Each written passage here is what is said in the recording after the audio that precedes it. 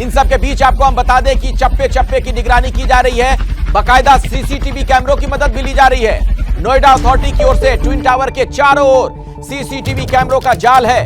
सामने की सड़क पर ही लगाया गया सीसीटीवी का सेटअप। डिमोलिशन को लेकर लगातार अनाउंसमेंट जारी है।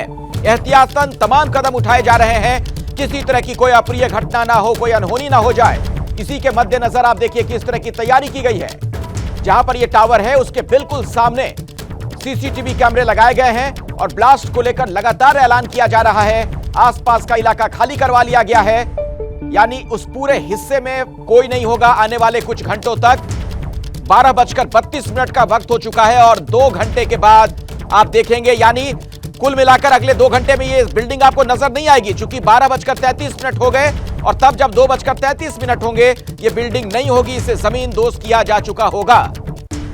लेकिन ये प्रक्रिया बहुत सावधानी के साथ पूरी की जा रही है, किसी तरह की कोई दिक्कत ना आए, जान माल का नुकसान ना हो, क्योंकि ये सघन आबादी वाला इलाका है।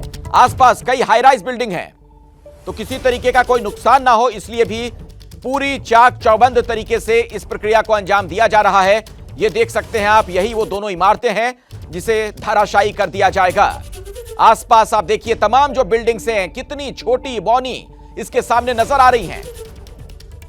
हमारे साथ बिलाल हमारे सहयोगी जुड़ गए इसी खबर पर और अधिक जानकारी आपको देंगे। बिलाल, जहां पर ये ब्लास्ट को अंजाम दिया जाएगा वहां आसपास किस तरह की हलचल अभी आपको नजर आ रही है, क्या तैयारी देख रहे हैं आप?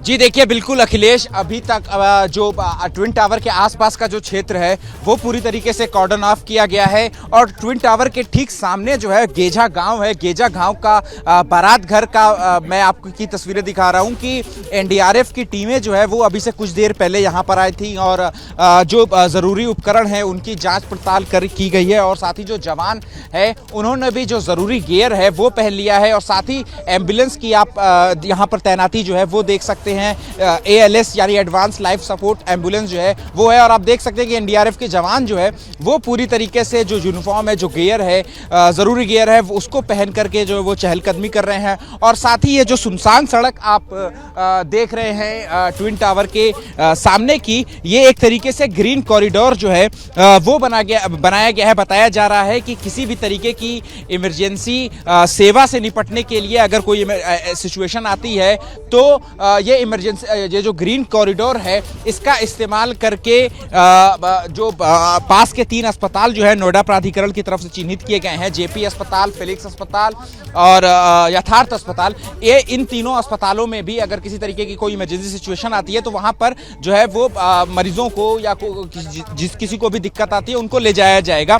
हमने एबीपी न्यूज़ ने बाकायदा फिलिक्स हॉस्पिटल से रिपोर्ट भी दिखाई थी कि वहां पर 50 बेड की जो है अलग से व्यवस्था की गई है। साथ ही इमरजेंसी रूम में जो है वो सिर्फ ब्लास्ट यानी कि आज के डिमोलिशन से रिलेटेड 4 बेड जो है वो अलग से जो है वो आरक्षित किए गए हैं। तो आसपास के जितने अस्पताल हैं उनकी भी तैयारी जो है वो पूरी हो चुकी है। और एक तस्वीर मैं आपको और दिखाऊंगा कि ब्लास्ट के बगल की जो 9 मीटर की सिर्फ दूरी पे जो एमरल्ड कोर्ट सोसाइटी है, जो सबसे क्रिटिकल सोसाइटी मानी जा रही है, 660 फ्लैट जो हैं वो इस सोसाइटी में है और इस सोसाइटी में आप देख सकते हैं कि पीले, हरे, लाल कलर के पर्दे, प्लास्टिक की शीट जो है वो बालकनी में आपको क्लियर दिख रही होगी कि लोग जो है वो जो लोग अपने घर को छोड़ करके गए हैं, अपने आशियाने को छोड़ करके गए हैं, अपनी गाड़ी कमाई से जो इन्होंने घर बनाया है उसको इन्होंने जो है पूरी तरीके से यहाँ पर कवर कर दिया है। लेकिन जो सामने वाली जो रोड है उसमें जानकारी जो मिल रही है वो यही है कि जो वाइब्रेशन की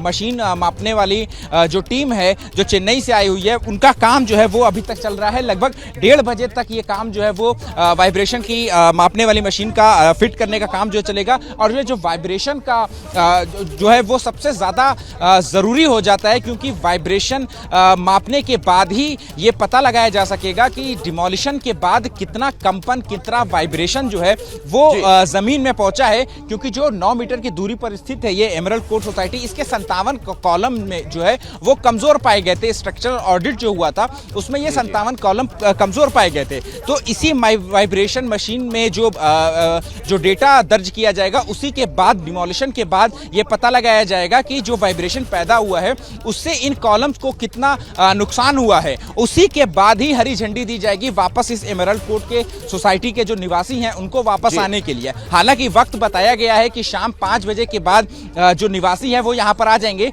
लेकिन अभी 5 बजे का वक्त जो है वो कंफर्म नहीं किया गया है। जब तक ब्लास्ट होने के बाद मैं आपको बता दूं, बहुत महत्वपूर्ण जानकारी आप दे रहे हैं। मैं दोबारा आपके पास लौटूंगा। मैं आऊंगा आपके पास। काफी अहम जानकारी आप दे रहे हैं। दरअसल लगभग आप कह लीजिए 1.25 घंटे का और इंतजार, उसके बाद भ्रष्टाचार की इमारतें आपको नजर नहीं आएंगी।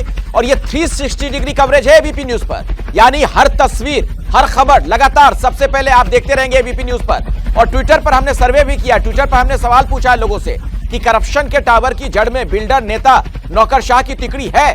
हां देखिए कहने वाले लोग कितने हैं, उसका जवाब थोड़ी देर में आप देखिएगा। जब हमने ये सवाल पूछा, आप भी वोट करें और वोट करके इसका क्या जवाब है आप हम तक पहुंचाइए, ताकि हम दर्शकों तक वो जानकारी भी दें कितने लोगों को लगता है कि हाँ करप्शन के टावर की जड़ में बिल्डर, नेता, नौकरशाह की तिकड़ी है। जैसे ही घड़ी का काटा दोपहर 2:30 पे आए, बबीता जी का दिल सास बहू साजिश के लिए मचल जाए।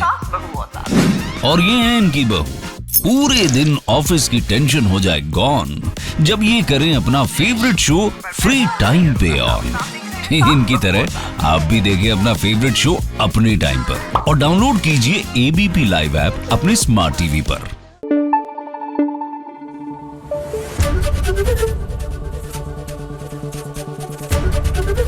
एबीपी न्यूज आपको रखे आगे।